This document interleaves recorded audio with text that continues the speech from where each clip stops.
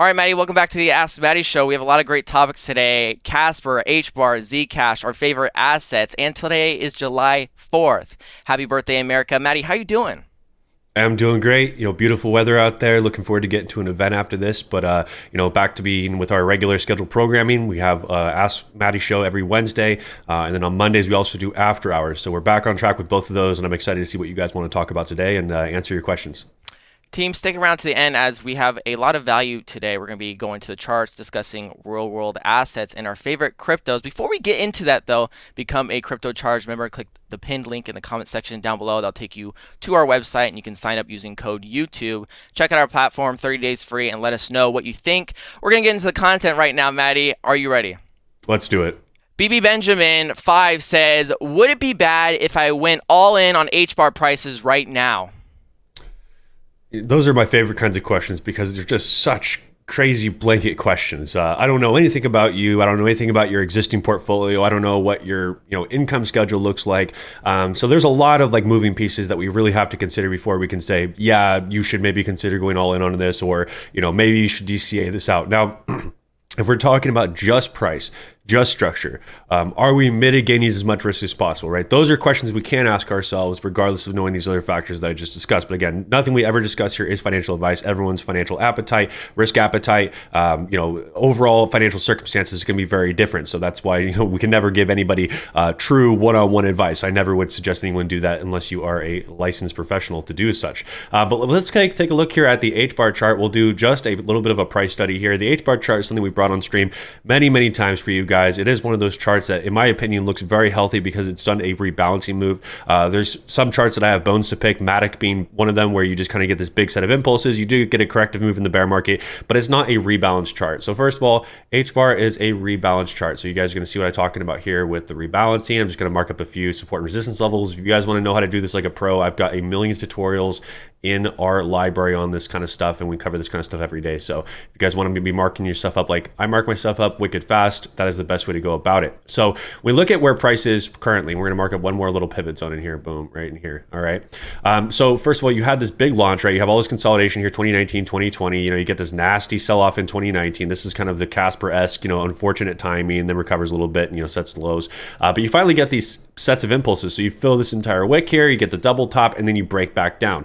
When you break back down here on HBAR, you break back down into that previous topping structure, right? So you guys can see here that we had these tops in here, all of this contention before seeing that break higher. So when we reaccumulate on top of a previous zone that was resistance, that's a very good long-term sign. And I know a lot of people are very impatient because they look at some of the new tokens that are out there and they go, this one did a 10x. But you know what? There's also a lot of new projects that, did a couple X's and then they're setting brand new lows even today. Manta is a good example of that. But this is a good long-term chart here. We've even poked some new highs over here at the top of this year after, kind of struggling to break range here. Now, when we look at what's happening on a more granular level, let's look at more of more recent price action here. So one area of interest I'd like to see reclaimed as soon as possible is going to be this 50-week moving average. We previously have had very good interactions with this. You can see when we finally started to reclaim it back here in November of last year, and then we threw back to it again on April of this year.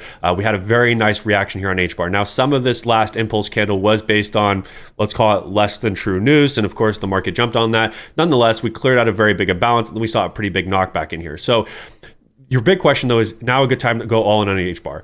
I always say, what's the maximum probably reasonable downside risk if you were to go all in right now? So if we were to go from current market down to that next support level, be minus about 20% to bottom of range if things got really ugly in the market, be minus about 40%. So if you can have that conversation with yourself and you go, hey, if price were to move 20 to 40% against me entering all in right now, am I okay with it? If the answer is yes, and you even maybe potentially have the opportunity to double down at some of those areas, then it's probably an okay idea to maybe enter the market here because, again, we're trying to establish a higher low. Now, last thing that we want to consider, of course, when we are seeing, what is a good time to go all in, or, maybe open an aggressive position. Pulling out our fib here, we can see that 236 did get cleared out. That is one of the plays I always look for. We have a lot of other charts that are offering that 236 or 382 gap that hasn't been filled yet. But when we look at current market price, knowing that there's maybe a 20 to 40% downside, looking up into that next potential target of the 1.618 being about 11x, it doesn't have that horribly, bad risk to reward ratio. So, if it was me, I would probably DCA right now just because we are still building a higher low here. If you're concerned concerned about not getting, enough HBAR, or you want an aggressive fill, maybe go 70% and leave 30% on the side. I always try to give myself a little bit of wiggle room, a little bit of opportunity to correct that entry if we do move to that next support level. But, you are mitigating most of the risk, right? We're not up here at this, 17-cent region. We are at 7 cents now. We pulled back pretty dramatically. So I'd say it's probably a very safe area to consider opening aggressive positions. Sam says, thoughts on real world assets? Any plays? Thanks in advance. You can check them out on cryptocharge.com. No, you guys, when you guys talk about real world assets and the tokenization of such, there's going to be a lot of solutions out there. And real world assets is also a huge blanket term, right? And we've talked a lot about on the show about not just talking about blockchain and really more addressing it as distributed ledger technology, because not everything's a blockchain. We will move away from blockchains in a lot of certain verticals because it's not efficient, and sometimes you don't even need that level of security when it comes to like that proof of work decentralization that people like. So we talk about real world assets. You really need to kind of like dive into a vertical that interests you, that sits with you well. One of the main sectors that I talk about all the time is going to be, of course, real estate. Real estate is going to be one of the most tokenized assets out there. It's going to make real estate more liquid. You're going to be able to have a lower barrier of entry for fractionalized ownership. Property and Realty are both companies that are addressing that issue right now. You can look into those. No, from a price perspective, I think that property is a little lofty right now, but those are a couple examples you can look into. I do, of course, still like Helium. Again, this is going to come down to decentralized hardware. There's going to be a lot of need in the future, especially as AI ramps up. And as our cell tower infrastructure continues to get older, and you have more and more people piling on, demanding more from the network. And it's very expensive to upgrade these towers, especially when some of them are situated on land leases and they have to pay these egregious amounts of money every month to be able to keep these towers up. It's a very messy and complex sector that we deal with there. Helium is going to be a great solution for that. We also have some other great GPU projects out there that are helping syndicate unused GPU power and being able to to tokenize that and be able to use it for AI rendering and a lot of different things like that. So those are just a few examples of real world assets that could be tokenized and are being tokenized now.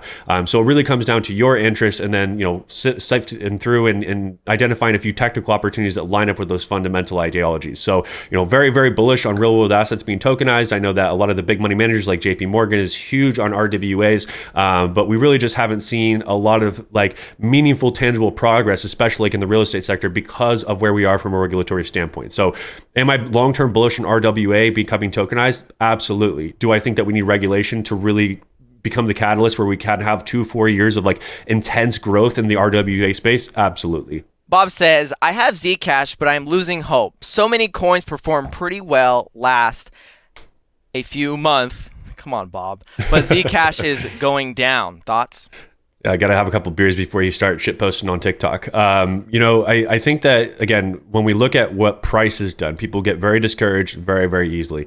Curve Finance is a great example of setting new lows before seeing impressive highs. VeChain setting a new low before going off and setting new highs. Zcash has defended this $18 to $20 region very, very well. A big reason I believe that not only just from a technical perspective, this region has been defended so heavily. Most of the people who bought into Zcash from like a pre-round have somewhere between like a $14 and an $18 cost basis, and that's fully vested now. So there is definitely huge buyer demand stepping in off those levels.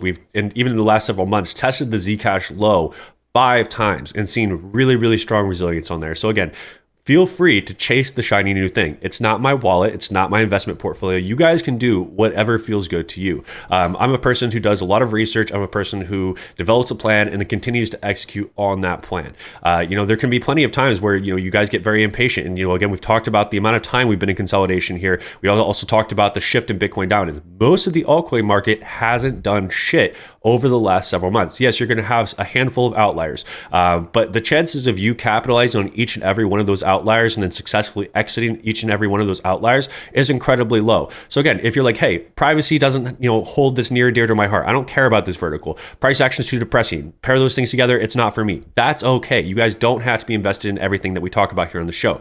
We're just being very transparent with you guys about what we're doing, how we're approaching it. Ranging is something that I will absolutely not allow the market to shake me out with, right? It is the most frustrating part. So again, you guys are thinking back to, remember, just March and April of this year, the market was much hotter. We are only at the very beginning of July right now, and you guys have already lost hope. So again, if it's one of those things where you're like, I'm done, I just don't have the passion for it, fine, get into something else. But have that conversation with yourself. Why do you feel this way? Why are you making these decisions? And if you're going to chase that shiny new thing, what is your strategy to make sure that you're vetting out these shiny new things, that you have a technical plan, you understand the fundamentals, and that you believe that it should be a real staple in your portfolio? Because a lot of the stuff we're talking about here in the show are going to be long-term holds as well, right? A portion of these bags are going into other cycles. So yes, I'm always looking to add new things. I have other swing trades running right now, right? That are things that I plan on rotating out of, Mana.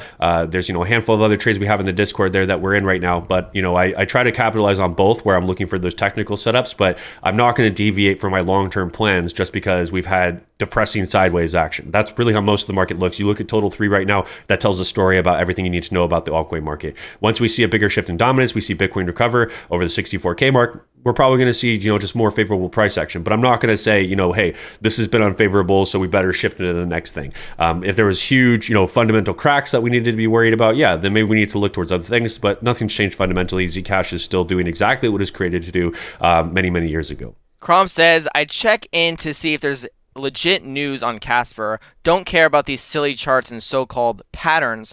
Nonsense. Is it going to be utilized in the future or not? All else is worthless.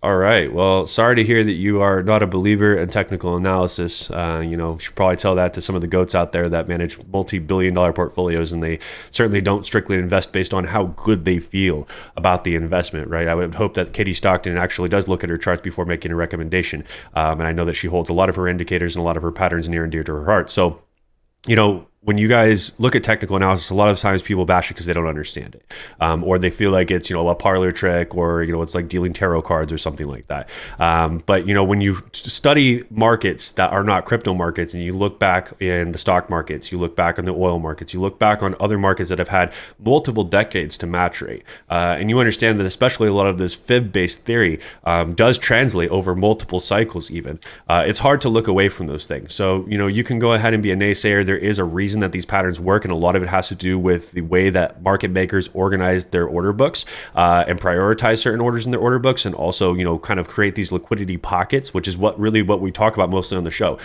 If you compare my technical analysis to most of the people on YouTube, they're running 100 times as many indicators as I run on my screen. I literally run maybe 4 indicators, and they're all moving averages. So I have 2 short-term ones, 2 longer-term ones. The rest of it is going to be either just compression structures, support and resistance, and then Fibonacci's.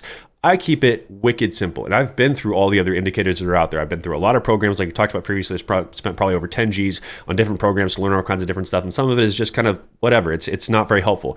I've learned over the years that less is more, and keeping it down to the simple stuff that genuinely is affected by market makers and institutions are things that can give us inklings about what's going to happen next. So yes, of course, keeping up on the fundamentals, having that strong belief. Again, if I didn't believe in Casper from a strong perspective and wasn't tracking all these upgrades and all the changes that they're making, I don't know if I'd be as bullish. But it's the pairing of both the fundamental understanding and belief as well as the technical understanding. A lot of you guys want to throw out the win because you don't understand it.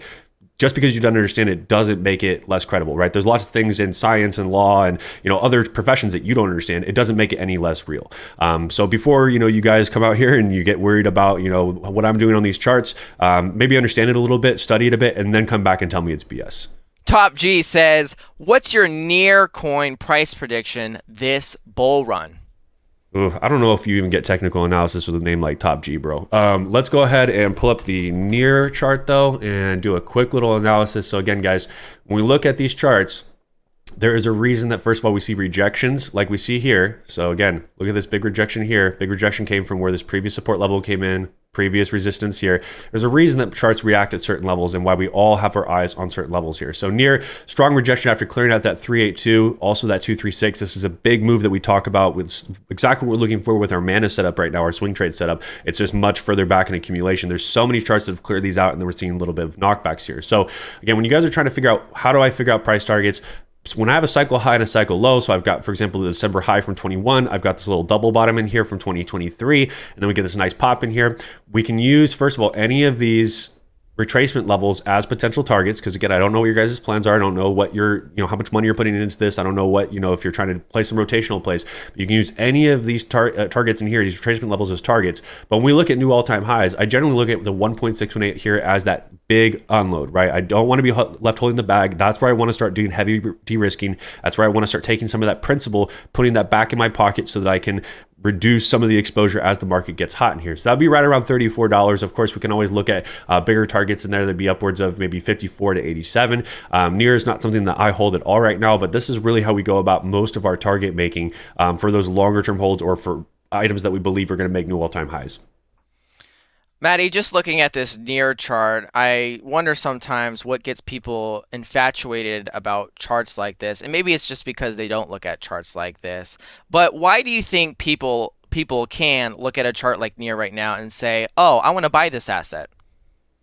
I think that a lot of it comes down to the ideology of like safety in numbers, right? Like they can't catch all of us. If we're all bullish right now and we're all buying into this bullish impulse, price will continue to double. It should do this from here. I even see people talk about this with meme coins. They say it should do this in the next couple of weeks. I'm like, based on what, right? Based on how you feel about it, based on what your Twitter feed looks like. The perception of what is good, especially in crypto, is based a lot on social media. And as you guys know, especially with the way that the algorithms stroke things very differently now. When I was first getting on Instagram, there was no algorithm, right? It was all chronological posts from your friends and people that you follow in the order that they posted them, right? Now you get on TikTok, you get on YouTube. If you've been searching for a handful of things, they will continue to put those in your feed over and over and over again. So you can start to develop this confirmation bias within the space if you are not open-minded with your research, or if you only follow a certain type of influencer, or you only follow a certain subject matter. You're going to have this false sense of this is what everyone's doing. Now, do I think that Near protocol is a bad protocol? No. Do they have some maybe overly vested VCs, towards the beginning? Yeah, I haven't kept up with research since then. But a lot of people look at the impulses and they go, it's going to continue higher because we already broke out and made new highs. Now, we are in a spot now when we look at, even the current level of support that's being built, and it is being built on top of that previous top in here from January of this year. We also have some of the contention here from May of 22 through August of 22. We also had some support here previously in March of 21 through May of 21. So from a technical perspective, you are buying a higher low in here. Now, the better higher low was to buy back down here at this roughly $2.67 region. Do we get that again? Maybe, maybe not. But again, when you look at the risk to reward ratio and you look at where we are and you see that maybe $34 is that next high and you're looking from current market, you're looking at roughly maybe like a 5 or a 6x up into that new all-time high. So again, make sure that you guys are understanding the risk to reward ratio, what the potential downside risk is. If we were to lose current support level, next support level is minus almost 50% from current market price. So risking maybe a 50% downside for a 5 to 6x to the upside, that might be the great trade for you guys. But I want you guys to look at it like this, regardless of how fundamentally bullish you are, and say, is there a good risk to reward ratio? And this is why that technical analysis is so important in conjunction with your fundamental analysis. If you were actually fundamentally bullish on Near, you would wait till next cycle, till next bear market to buy it. Because if you believe Near is going to make it, you are looking into the future, all right? And if you are able to look into the future, you are able to see that buying right now, I mean, it's under the 236 right now. Not the worst thing you can buy right now, all right? We could talk about other cryptos that we discussed that are at the 50% Fibonacci. And that's a little lofty right now. Or you look at Bitcoin, which is at the 1. And so it's like, yes, it's not that crazy to buy Near right now. But is it the best opportunity? And right now, there are just so many opportunities on the table for you to take that are great, that are amazing, that are better than they were months ago. So don't miss out on these opportunities, team. I very much want to see you guys hop in the Discord and be able to hear some of your wins. And what I don't want to hear is these stupid things like, oh, my friend told me about this crypto and I bought it and now I'm underwater, a couple years from now. And that is not being strategic with your money. Okay, being strategic with your money is going in with a game plan, doing months and months of research so that you know that, hey, this is worth it. This is where my money needs to go. Not that like, hey, Maddie just talked about Near protocol, I better go buy right now. After we did that, shit, my chair, I told you, my chair is shit, Matt. Oh my gosh. You should keep that. You should just keep that bit. Oh, dude, my chair is terrible. But what I was going to say is the Filecoin video the other day, Matt, someone commented, was like, oh, I just bought my first Filecoin. And I stood back a bit. It's like, we only did like charting on Filecoin. So did that charting really lead you to believe that you should be buying Filecoin right now? I never want you guys to watch one show and be like, oh, it's time to Right. buy Casper, it's time to buy Zcash. No, you should be watching these shows for months. You should join in the Discord, hop on the platform, and be able to learn these things so that you know for sure where you're placing your investment dollars. Because you would hate it if you put your money into it and next thing you know, the project's getting rug pulled or the project's going down, or the company's changing and they're issuing a new token where it's a 5-to-1 ratio and it looks, I talked about in the Discord the other day, there was this project from the past that did that, and I was like, man, like you really got to be skeptical when investing your money, but it's not Agreed. that hard. It's really, Maddie just showed you how easy it looks. People like to go into the indicators and they like to show, hey, look at this one indicator, all right? This should tell you when to buy, when to sell, and that is just not how the markets work, all right? Keep it simple, keep it basic, keep it crypto charged. Team, we will see you next week for all the other shows we have. Bye.